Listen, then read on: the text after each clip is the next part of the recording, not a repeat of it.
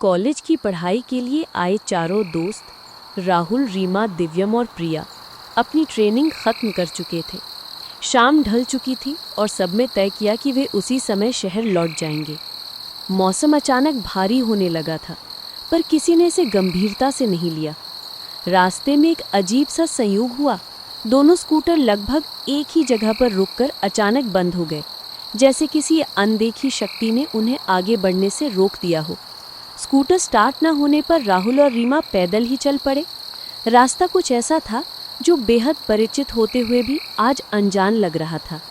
हवा में एक खामोशी तैर रही थी जो सामान्य नहीं थी।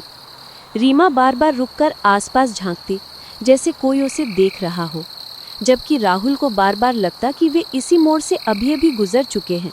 समय जैसे उन्हें घेरता जा रहा था। इतने में दिव्यम और प्रिया भी हाँफते हुए उसी रास्ते पर पहुंच गए। उनकी बाइक भी अचानक बंद हो गई थी। ये अब महज एक खराबी नहीं, बल्कि किसी रहस्य की शुरुआत लग रही थी। चारों एक साथ आगे बढ़ते गए, लेकिन रास्ते का हर मोड़ उन्हें एक ही दिशा में खींचता, एक पुरानी जर्जर सुनसान हवेली की ओर। हवेली बाहर से बिल्कुल वीरान थी, जैसे बरसों से कोई कदम न पड़ा हो, मगर भीतर से एक अजीब सी पुकार महसूस हो रही थी, धुंधली पर लगातार। हवेली जैसे किसी भ्रम की तरह सामने खड़ी थी, हवा में तैरती हुई, किसी अनकही कहानी की परतें समेटे। रात गहराती जा रही थी। रास्ता समझ न आने की वजह से चारों ने वहीं रुक जाने का फैसला लिया।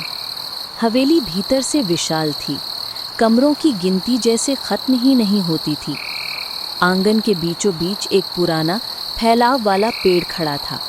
उसकी शाखाएं हवा में नहीं, बल्कि जैसे किसी अनदेखी धुन पर झूमती थीं।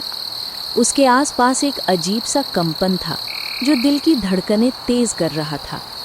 चारों उससे आगे बढ़ते उससे पहले ही किसी अनजानी आवाज़ ने उन्हें एक लंबे धुंधले कॉरिडोर की तरफ खींच लिया। कॉरिडोर बहुत बड़ा था। दीवारों पर अनगिनत पुरानी तस्वीरें टंगी थी। हर तस्वीर जैसे अपनी एक अलग कहानी सुना रही हो। चेहरे, आंखें, भाव सब जीवित से लगते थे। इन्हीं तस्वीरों में एक तस्वीर ऐसी थी जिसमें एक महिला दिखाई दे रही थी। प्रिया अचानक ठिठक गई। उसने उस महिला को ट्रेनिंग के दौरान कहीं देखा था, लेकिन बाकी तीनों हैरान थे। उन्हें ऐसी कोई महिला कभी नहीं दिखी थी। अचानक तस्वीर जमीन पर गिर गई। आवाज़ तेज थी, जैसे किसी ने जोर से उसे धक्का दिया हो। कॉरिडोर में अचानक घुंघरुओं की आवाज़ गूंजने लगी, चम चम चम चम। घुंघरुओं की ये लय धीरे धीरे पूरे कॉरिडोर में फैलने लगी। हवा भारी होती गई और तभी राहुल, रीमा और दिव्यम ने महसूस किया कि प्रिया कहीं नहीं थी। कॉरिडोर सन्नाटे में बदल गया। तीनों ने पूरी हवेली छान मारी, हर कमरा, हर कोना, मगर प्रिया जैसे हवेली की दीवारों में समा गए हो। रात कभी खत्म नहीं हो रही थी, जैसे समय खुद रुक गया हो। सुबह की हल्की रोशनी किसी तरह पहुंची और तीनों घबराए हुए गांव लौट आए। सब कुछ गांव वालों को बताया।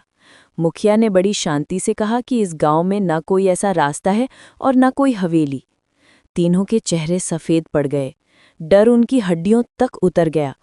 और तभी उस भीड़ में, लोगों की कतार के बीच उन्हें वही महिला दिखाई दी जिसकी तस्वीर कॉरिडोर में थी। उसकी हल्की पर ठंडी मुस्कान सीधी उनकी तरफ थी। तीनों घबराकर एक दूसरे को देखने लगे। उसी पल दिव्यम के फ़ोन पर कॉल आया। प्रिया का नंबर। फ़ोन कांप रहा था, नेटवर्क साफ था। दूसरी तरफ सिर्फ एक टूटी फूटी आवाज़ आई, एक तस्वीर में कैद हूँ मैं। और फ़ोन कट गया। तीनों वहीं खड़े रह गए, सन्न, ठंडे, और खुद भी उस हवेली के भ्रम का हिस्सा बनने के कगार पर।